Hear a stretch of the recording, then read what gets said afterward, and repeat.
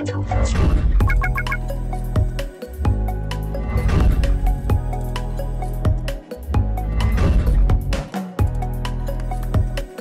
मी संदीप काळे.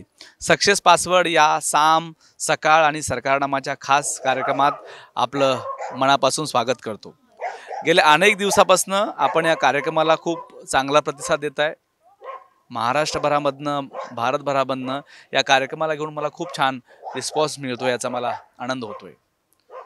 मी दर शनिवारी अशा एका मान्यवरांना आपल्या भेटीसाठी आणतोय, ज्यांनी या समाजासाठी लोकांचे आशीर्वाद घेण्यासाठी काहीतरी वेगळं काम केलंय आणि त्या कामांमधनं त्याचा इतिहास झालेला आहे. आत्ता मी मरीन ड्राईव्हला आहे मुंबईला, आणि मुंबईच्या या समुद्रावर एक नितीन नजर टाका. किती छान सकाळचं दृश्य आहे, तुम्हाला पाहायला मिळेल. म्हणजे तिकडं राजभवनपासून ते इकडं शेवटच्या टोकापर्यंत काहीही दिसत नाही, इतकं छान धुकं पडलं आणि खूप छान परिसर आपल्याला बघायला मिळतो. तुम्हाला येणाऱ्या जाणाऱ्याची गर्दी, सकाळी सकाळी फ्रेश फिरणाऱ्यांची गर्दी या ठिकाणी बघायला मिळणार आहे.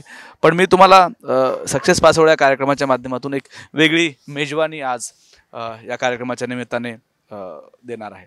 खरं तर अनेक माणसं आहेत ज्यांनी या समाजासाठी काहीतरी केलेलं आहे, ज्यांनी या समाजासाठी त्याचं वेगळेपण दाखवलेलं आहे. त्या व्यक्तीला मी आपल्यासोबत भेटवणार आहे.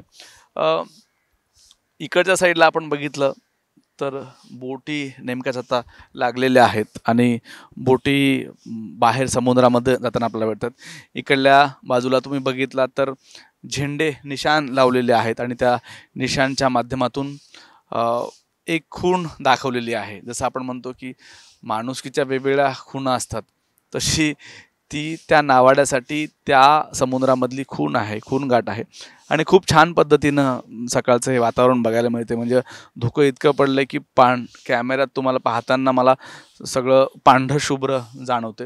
असो, या आज सक्सेस पासवर्ड कार्यक्रमाच्या निमित्ताने मी आपली प्रोफेसर प्राध्यापक डॉक्टर प्रदीप ढवळ सर यांच्यासोबत चर्चा करणार आहे, त्यांच्यासोबत संवाद साधणार आहे आणि त्यांचा सगळा सक्सेस पासवर्ड, त्यांचा जीवन प्रवास मी आपल्या या कार्यक्रमाच्या माध्यमातून तुमच्यासमोर ठेवणार आहे.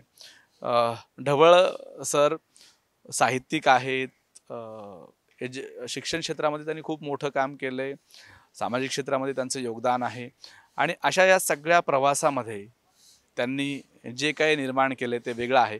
म्हणून या सक्सेस पासवर्ड या कार्यक्रमात मी त्यांना इथं निमंत्रित केलेलं आहे आणि या कार्यक्रमाच्या निमित्ताने तुम्हाला त्यांची वेगळी ओळख मी करून देणार आहे. सर, आपलं मनापासून स्वागत आहे या कार्यक्रमामध्ये आणि खूप आनंद झाला तुम्हाला आज भेटून. मला खूप दिवसानंतर तुम्हाला भेटायचं होतं, तुमच्याशी संवाद साधायचा होता, पण आपलं भेट होत नव्हती.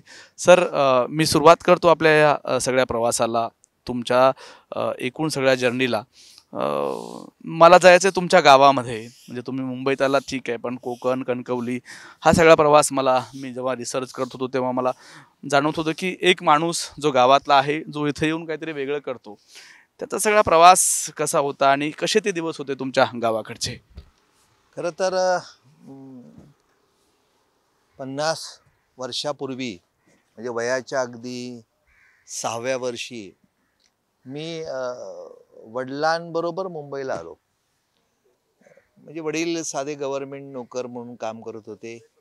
परिस्थिती फारशी चांगली नव्हती, पण मला जाणवत होते की आपण आपल्या गावामध्ये, म्हणजे माझं गाव जे आहे कणकवलीपासून ते तळ कोकण, ज्याला आपण म्हणतो नरडैवे म्हणून जे गाव आहे, की ज्या गावातच जायचं असेल तर एक 10 ते 12 किलोमीटर त्यावेळी पायी जावं लागत होतं. कुठल्या प्रकारची प्रवास व्यवस्था नाही, एसटी नाही. आणि मग वडील एका सकाळी मुंबईकडे म्हणून नोकरीच्या निमित्त निघाले आणि पाठोपाठ हट्ट करून मी देखील वडिलांच्या पाठोपाठ जो निघालो, मागे वळून देखील आईकडे पाहिलं नाही की मुंबईकडे जायचं आहे. आणि मग मुंबईला आल्यानंतर सगळ्यांनाच मुंबईचं आकर्षण होतं.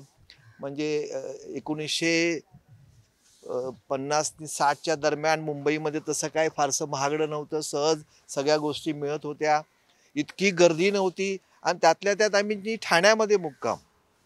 ठाण्याचा इतिहास आहे की ठाणे त्या काळात फक्त मेंटल हॉस्पिटल म्हणून फेमस होतं आणि सांगायलाही अशी लाज वाटायची की आम्ही ठाण्यात राहतो म्हणून. आणि मग मी वडिलांबरोबर तिथे माझी सुरुवात झाली.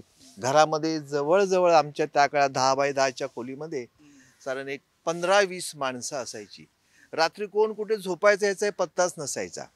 आणि अशा या परिस्थितीमध्ये वडिलांनी मग शाळेमध्ये टाकलं मला. अ, ठाण्याच्या बेडेकर महाविद्यालयामध्ये माझी शिक्षणाला सुरुवात झाली. आणि हे सगळं शिक्षण घेत असताना, मराठी माध्यमातनं शिक्षण घेत असताना प्रामुख्याने मी माझ्या शाळेला मनापासून त्याचं कौतुक करीन आणि आमचे त्या काळचे प्राचार्य चिटणीस सरांचे मनापासून आभार मानेन, की त्या लहान वयामध्ये आमच्या शाळेमधनं वेगवेगळ्या प्रकारचे साहित्यिक येत गेले. म्हणजे साहित्यिकांना बघण्याची एक मेजवानी त्यावेळी आम्हाला मिळाली. म्हणजे मुळात त्या वयामध्ये ते संस्कार देखील नव्हते. साहित्यिक बघावे ते कसे असतात मोठे मोठे. म्हणजे आज मी साहित्य क्षेत्रामध्ये काम करत असताना प्रामुख्याने मला आज जाणवतं, की मला ते संस्कार उपयोगाचे ठरले. ज्याप्रमाणे शेतकरी शेतामध्ये बी टाकतो आणि मग निघून जातो. त्या बियाचं रूपांतर मग अ, त्याला मोड येणं किंवा पीक येणं वगैरे होतं. त्याप्रमाणे ते जे काही संस्कार झाले त्याचा खूपच आयुष्यामध्ये उपयोग झाला असं मला आज प्रामुख्याने या या व्यासपीठावरनं सांगावसं वाटतं. तर मला तुमच्या गावात जायचं आहे. कसं गाव होतं, कसं त्याचं कल्चर होतं, कशी त्याचं ठेवण होती, कसं संस्कृती होती आणि मग त्यातून काय जाणवायचं, की बाबा आपला गाव बरा किंवा तिथलं कल्चर बरं, तिथलं संस्कार बरे, कसं सगळं ते वातावरण होतं? मुळात कोकण म्हणजे मालवणी आणि मालवणी भाषा ज्या मच्छिंद्र कांबळेंनी जागतिक दर्जा या भाषेला दिला. सुरुवात व्हायची शिव्यापासून. म्हणजे मालवणीमध्ये कुठलंही वाक्य असेल आणि त्याच्यामध्ये शिवी नसेल तर ते वाक्य पूर्ण होत नव्हतं. आणि घरामध्ये खूप माणसं, म्हणजे आजही माझं गाव जर म्हटलं तुम्ही तर माझ्या गावामध्ये इतकं मोठी कुटुंब आहेत आमच्या. म्हणजे त्या घरामध्ये 100-100, 150-150 माणसं आणि तेवढीच जनावरं, तेवढीच माणसं आणि एक वेगळं असं वातावरण होतं. आजही ते जुने दिवस लाल मातीमध्ये आठवले. आणि म्हणून मी आज तिथे स्वतःचं फार्म हाऊस देखील बांधलेलं आहे. तिथे एक स्वप्न होतं वडिलांचं, की शेवटी गावाला विसरून नाही चालणं. या कोविडच्या काळामध्ये प्रामुख्याने आमच्या कोकणी माणसांना लक्षामध्ये आले, की ज्याने कोकणाकडे दुर्लक्षच केलं होतं, घरही नव्हती. पण या 20 महिन्यामध्ये जाणवलं, की कोकणामध्ये आपलं स्वतःचं घर असलं पाहिजे, की याचं किती महत्त्व आहे, हे या कोविडच्या काळामध्ये लक्षामध्ये आलं. आणि त्या कोकणात तसं 6 वर्षाचा असतानाच मी होतो. 6 वर्षानंतर जो काही मुंबईला आलो, तो काय फार परत कोकणामध्ये गेलो नाही शिक्षणामुळे वेगवेगळ्या प्रकारचं. आणि छान वातावरण कोकणामध्ये आमच्या ते दशावतार, हे सगळे वेगवेगळ्या प्रकारचे खेळ, गणपती उत्सव असेल किंवा शिमगा फार महत्त्वाचा समजला जातो. म्हणजे ह्या सगळ्या जे काही सण आहेत ते खरे एन्जॉय करायचे असेल तर कोकणात. आज आज खूप कोकणामध्ये पर्यटक यायला लागलेले आहेत वेगवेगळ्या प्रकारच्या. मालवण बंदर असेल आमचं किंवा आमचं वेंगुर्ला असेल, देवगड असेल, या सगळ्याच ठिकाणी इतक्या मोठ्या प्रमाणे सगळे पर्यटक यायला लागलेले आहेत, की आज अभिमान वाटतोय मला. आणि तळ कोकण निसर्गाने जो काही निर्माण केला आहे, ती जी काही ऊर्जा आजही मिळते. म्हणजे मी ज्यावेळी कादंबरी लिहितो, नाटक लिहितो, त्यावेळी मला तिथून ऊर्जा मिळते. मुंबईमध्ये प्रचंड थकवा हा येत असतो. पण जर मला खऱ्या अर्थाने व्हिटॅमिन जर कुठे मिळत असेल, तर ती माझ्या मातीमध्ये मिळते, माझ्या कोकणाच्या मातीमध्ये मिळते. अ, मला अजून एक प्रश्न तुम्हाला याला घेऊन विचारायचा आहे, की अ, गावातून जेव्हा आपण मुंबईमध्ये येतो, मुंबईत आपल्याला काहीतरी करायचं असतं, काहीतरी वेगळं निर्माण करायचं असतं. एक गावातल्या मुलाला जरा घाबरल्यासारखं होत नाही का? की बाबा मुंबई आहे, माणसं मोठी, इमारती मोठ्या, आपलं गाव छोटं, माणसं छोटी, विचार छोटे, स्वप्न छोटे. तर याची सुरुवात कशी होते? मी हा प्रश्न तुम्हाला यासाठी विचारतो, की मुंबईमध्ये येणारा तो प्रत्येक माणूस, मुंबई म्हणलं की गावातला माणूस घाबरतो, अशी परिस्थिती आहे. विशेषतः आता युवकांचं, की इथं स्वप्न पूर्ण करू शकतो आपण, इथं 20 वर्ष आपण पुढे जाऊ शकतो. पण परिस्थिती अशी आहे की मुलं, माणसं, नवीन मुलं, तरुण मुलं मुंबईला यायला घाबरतात. त्यावेळेसची परिस्थिती कशी होती? खरं सांगू का, की ठाणं आणि कोकण हे काय फारसं काय वेगळं नव्हतं. म्हणजे तुम्ही ठाण्याचा जर विचार केला तर कोकणाचाच फॉर्म होता. आणि 30-35 वर्षापूर्वी स्वप्न बघणं हे काय फारसं, म्हणजे मला तरी आठवत नाही की आपण काही खूप स्वप्न बघितली होती वगैरे. पण शिकलं पाहिजे, शिक्षण पूर्ण केलं पाहिजे. कारण कोकणामध्ये मुळात टॅलेंट खूप. अनेक मंडळी कोकणाने या महाराष्ट्राला दिले, आपणही जाणता. पण हे करत असताना आई माझ्या जवळ नव्हती. आई कोकणामध्ये होती. 3 भावंड कोकणात. आईचं वेड होतंच, की आज आई नाही आहे आपल्याबरोबर. आणि मग घरामध्ये इतकी सगळी माणसं आणि त्यातनं आपल्याला अभ्यास करायचा वगैरे हे तसे फारसे काही संस्कार नव्हते. अगदी बिनधास्त आयुष्य जगत होतो. वडिलांचा आई नसल्यामुळे वडील काही मारायचे नाहीत, प्रेम करायचं वगैरे. प्रामुख्याने मला तुम्हाला इथे असं सांगावसं वाटेल, की अप टू 10वी पर्यंत आपण काहीतरी शिक्षक व्हावं, प्राध्यापक व्हावं, लेखक व्हावं, नाटककार व्हावं, संस्थापक व्हावं असं कुठलंही स्वप्न नव्हतं. माझ्या आयुष्यातला सगळ्यात महत्त्वाचा घडलेला टर्निंग पॉईंट तुम्हाला सांगतो. मी 10वीला खूपच कमी मार्क मिळाले. किती जेमतेम 41-42% मार्क असतील. जेमतेम. आणि इंग्रजी हा विषय तसा कठीण होता, काठावरचा काठावरचा विषय. तिथे 35 मार्क मिळून पास झालो. पण माझा मामा जे होते दिनेश राजाराम परुळेकर, हा एक चांगला इंडस्ट्रियलिस्ट मुंबईमध्ये होता आणि त्याला एकच मुलगा. मग आई म्हणाले ह्याचं काही शिक्षण बाबा काय होईल असं मला वाटत नाही. तर मामा मला आता थांबव त्याचं शिक्षण, त्याला तू आता माझ्या बाजूला माझ्यावर जबाबदारी दे. आणि मग मामाने मला त्याच्या फॅक्टरीमध्ये, दादरच्या फॅक्टरीमध्ये आणलं. ही सुरुवात झाली. हे माझ्या आयुष्याचा तो टर्निंग पॉईंट आहे. आणि मग आता मामा त्या काळात गाड्या स्वतःच्या, स्वतःचे ड्रायव्हर, ऐशाराम हे सगळं बघितलेलं होतं.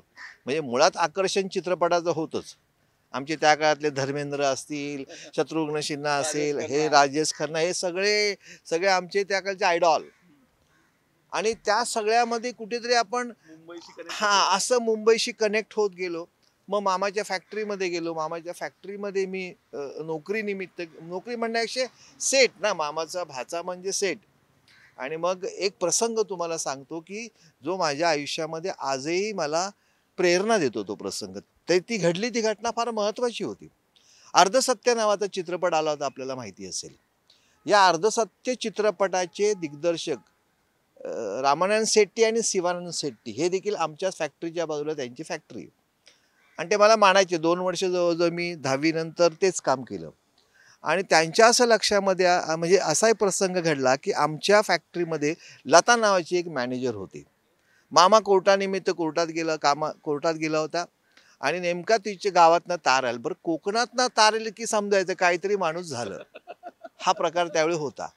तार आल्यानंतर माझ्याकडे आले तर मामा नाही. म्हणजे फॅक्टरीचा मालक मीच स्वतःला समजत होतो. मामाच्या नंतर बॉस मीच.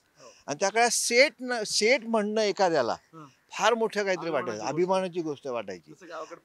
हा, आता लाज वाटते सेट म्हणलं एखाद्या माणसाला, ती एक शिवी वाटते, पण त्या एक सन्मान वाटायचा. ती आली, म्हणलं प्रदीप सेठ असं असं आहे, तार आली आहे, काय करू. म्हटलं आता तार आली म्हणजे कळलं की बहुतेक काहीतरी समथिंग इज रॉंग.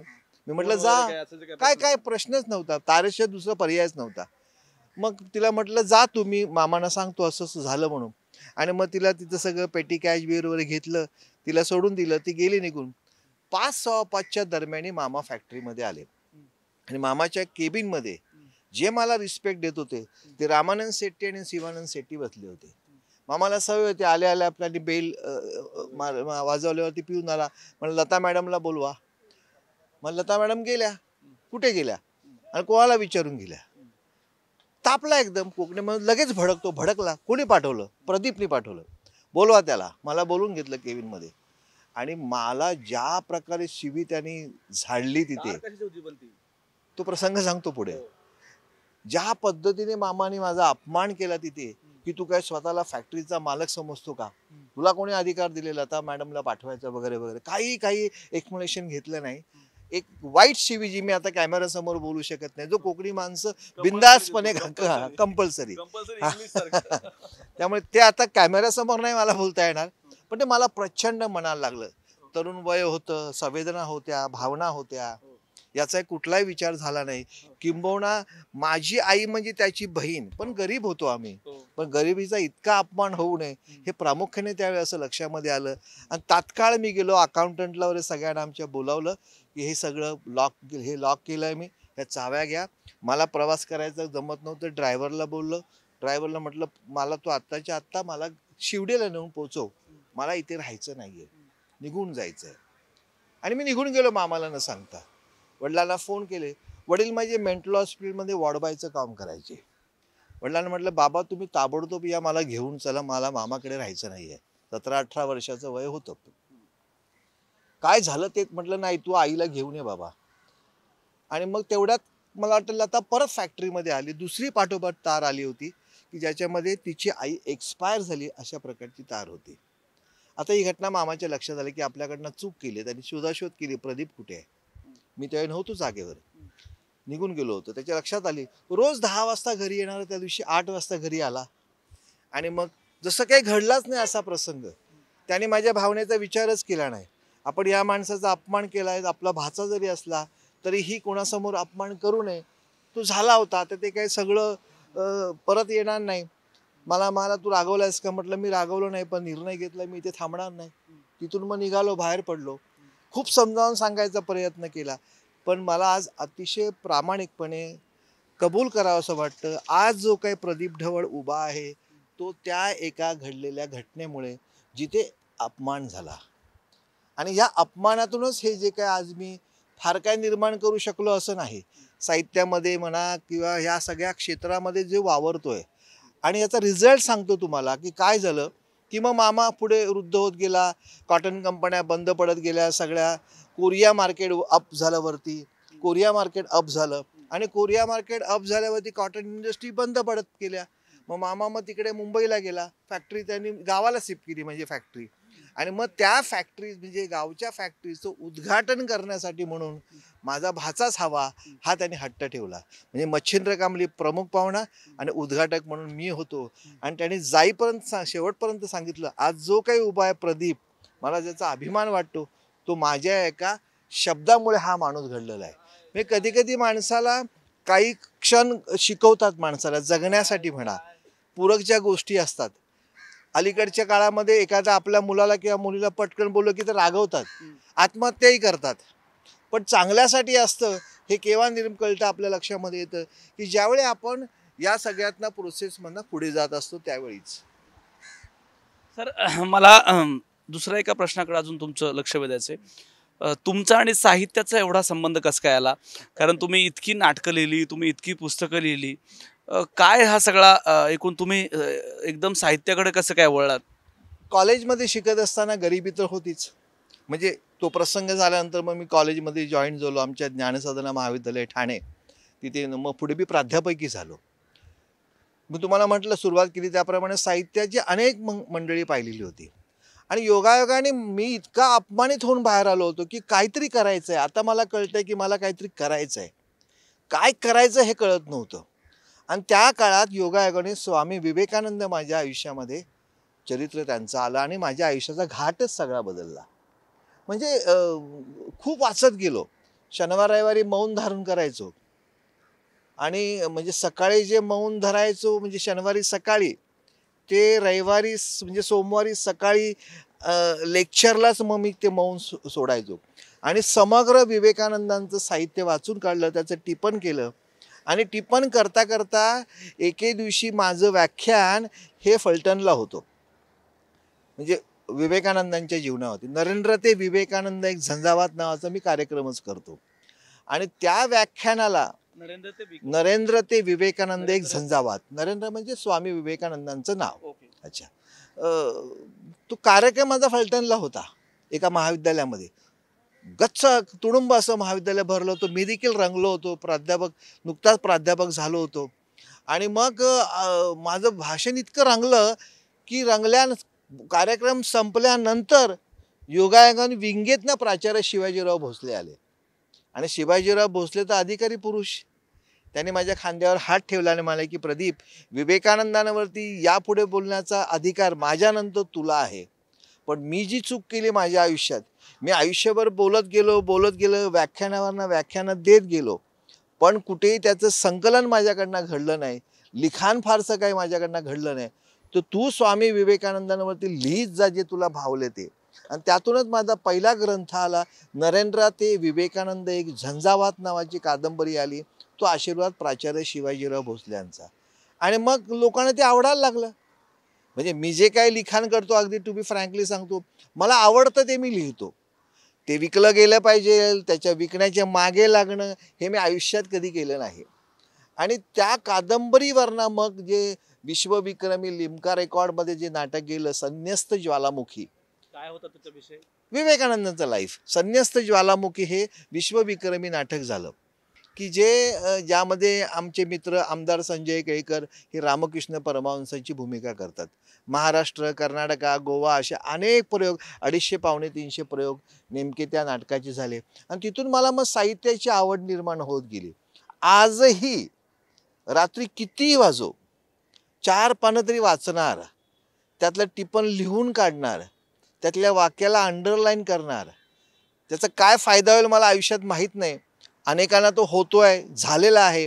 पण त्या त्या पुस्तकांमुळे, त्या वाचनामुळे हातामध्ये जोपर्यंत तो कागद लागत नाही तोपर्यंत रात्रीची झोप काही लागत नाही. लिहायची आवड ही त्या प्रसंगांमुळे माझ्यात निर्माण झाली. केवळ साहित्य लिहून तुम्ही थांबला नाहीत, साहित्याचा गजर झाला पाहिजे, त्याची एक चळवळ उभी राहिली पाहिजे, यासाठी तुम्ही कर्णिक काकांसोबत खूप मोठं योगदान दिलेलं आहे.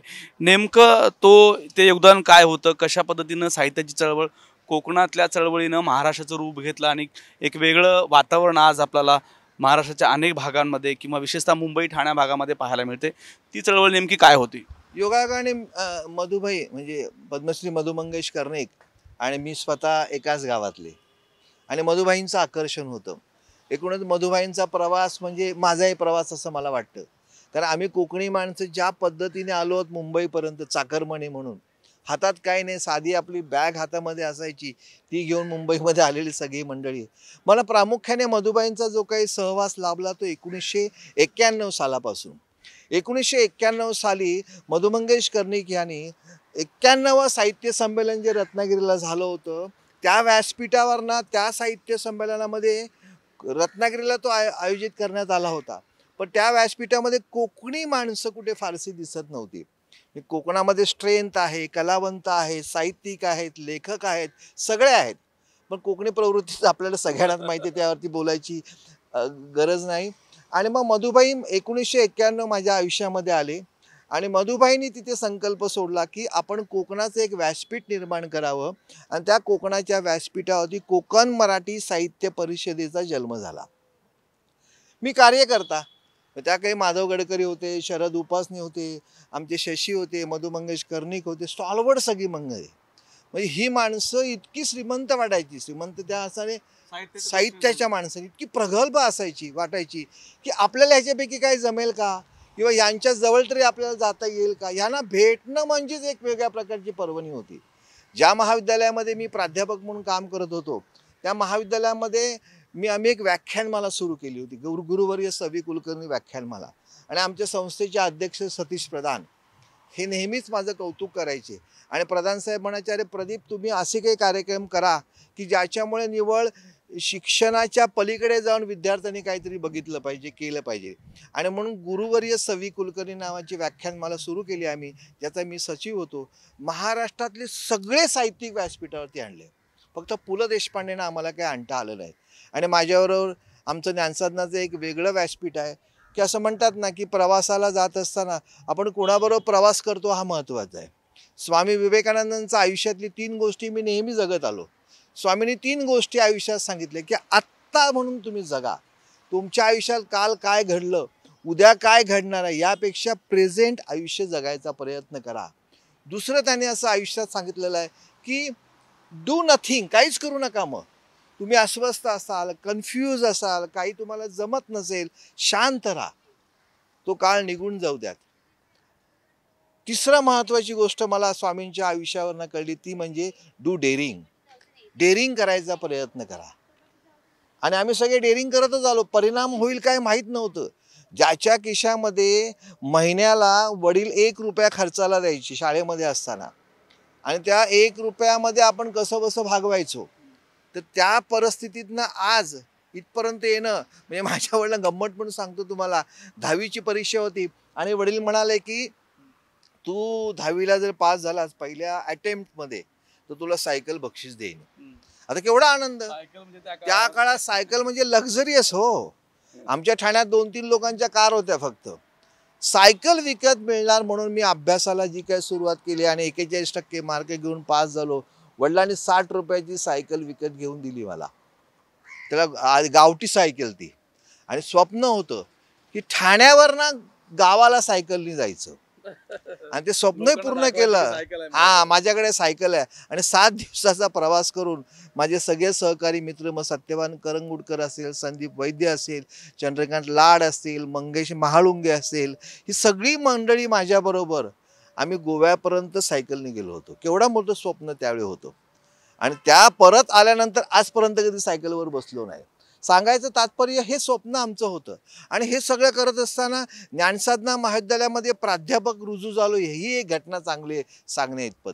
तोपर्यंत मी वड्याचा व्यवसाय, सकाळी दूध टाकायचो, पेपर टाकायचो, फटाके विकायचो. लग्न ज्यावेळी झालं त्यावेळी माझी बायको ब्लॉकमध्ये राहायची, मी चाळीत राहायचो.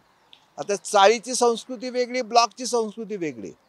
म्हणजे लग्न जमलं, त्या सासू माझ्या घरी आली आणि म्हणाले की लग्न होणार नाही कारण तू चाळीत राहतोयस. अशा या परिस्थितीत करायचं काय?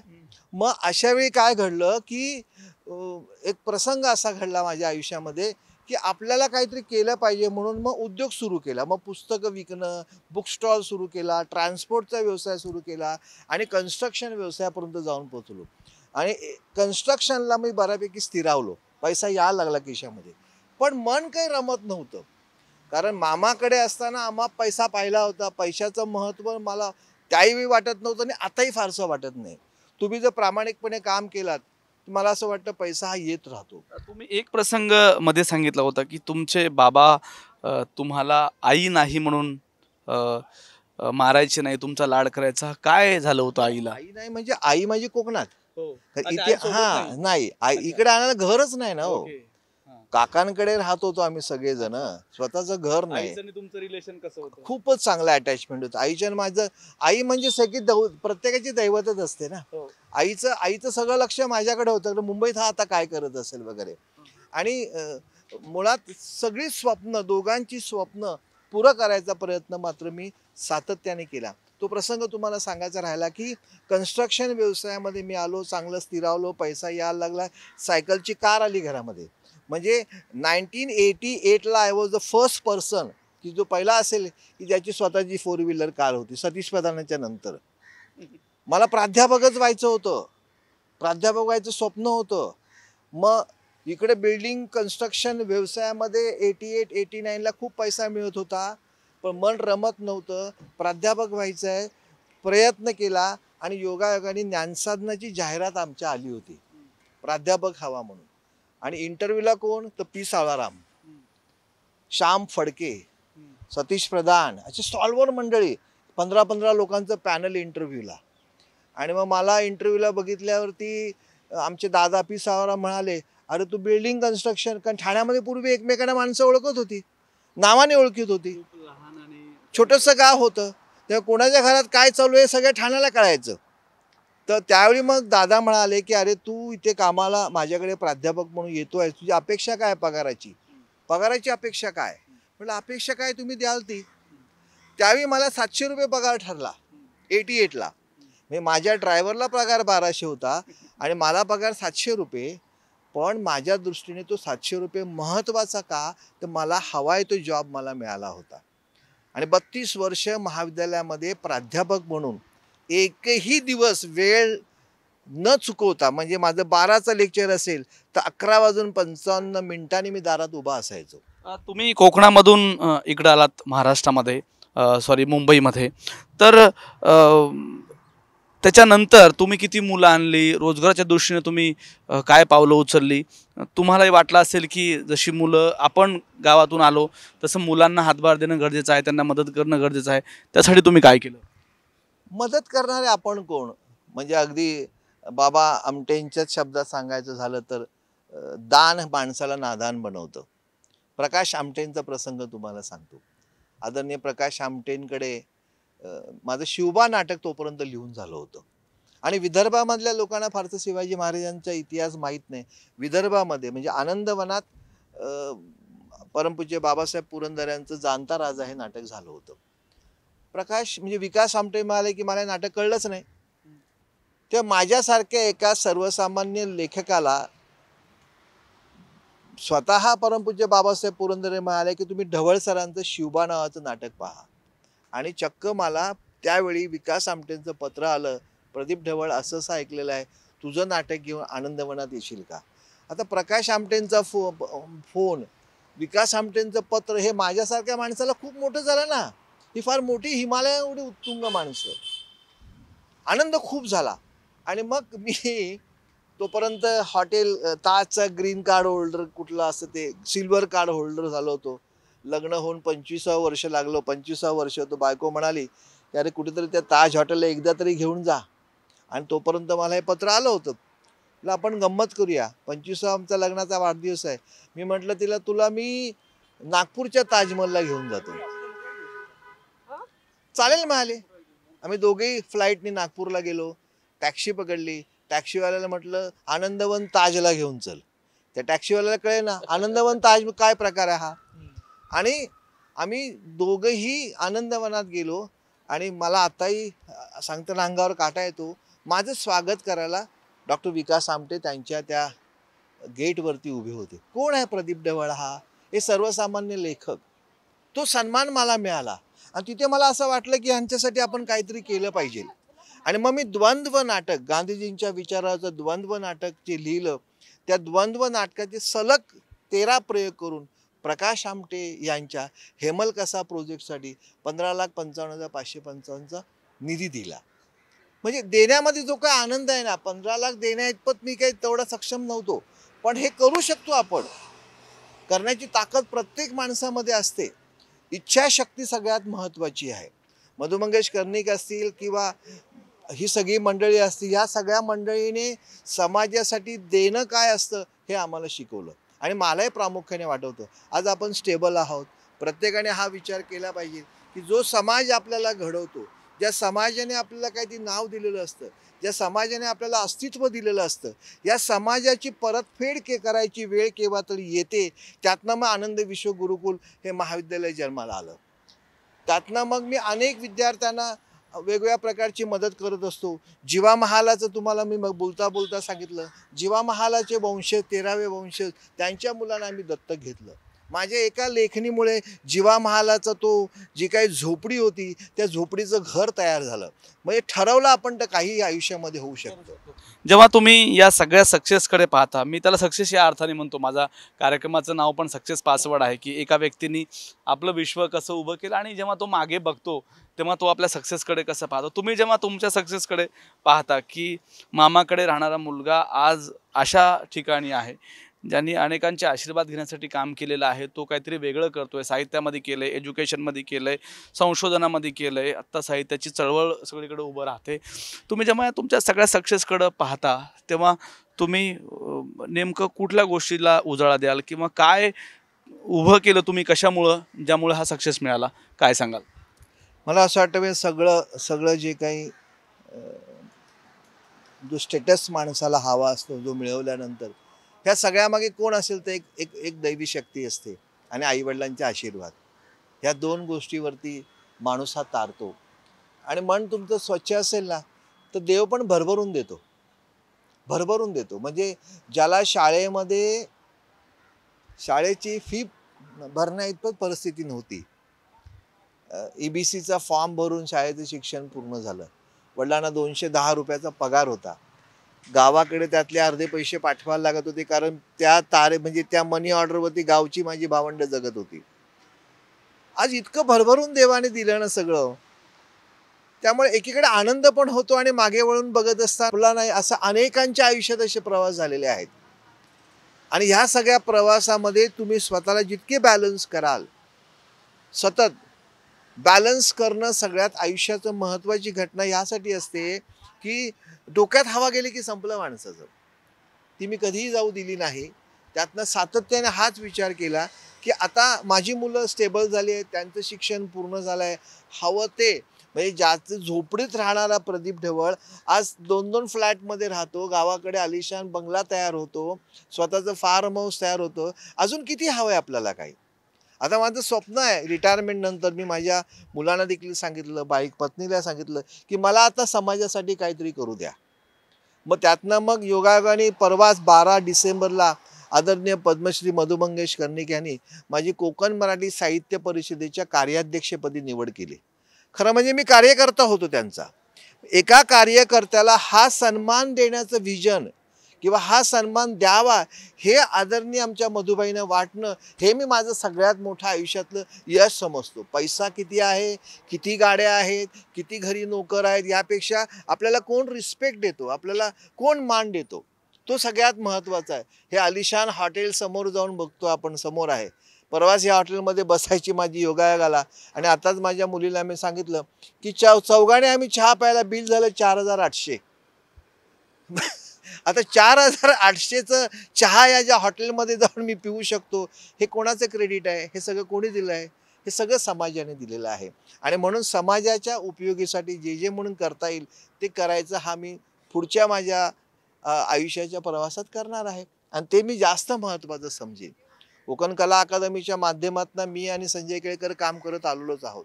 पण आनंद विश्व गुरुकुल एक महाविद्यालय जे मी आज ठाण्यामध्ये सुरू केलं 2008 साली, ते माझे मित्र आणि या महाराष्ट्र राज्याचे कॅबिनेट मंत्री आदरणीय एकनाथ शिंदे साहेब यांनी माझ्यावर विश्वास ठेवला.